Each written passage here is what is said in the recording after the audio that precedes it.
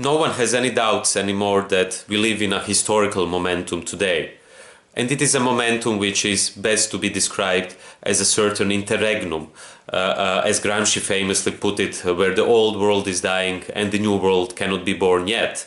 And this is the times of morbid symptoms. We could have seen these morbid symptoms all across Europe this summer. It started with Italy, with the refugee boats which were prohibited to enter Italian ports. Then we have seen the right-wing violence in German cities.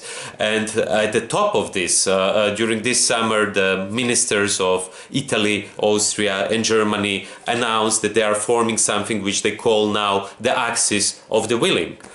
Of course it sounds familiar because we had this kind of axis already in the 20th century. But if Nazism and fascism is going to rise again, because it never died, but if it is going to rise again in the 21st century, it will acquire many various different forms than the ones we were used to. Of course it will have some old-fashioned forms, and this is people in black beating immigrants on the streets, but it will also acquire, as various examples from Facebook to Cambridge Analytica showed us, new forms which will be much more dangerous than the forms we have seen before.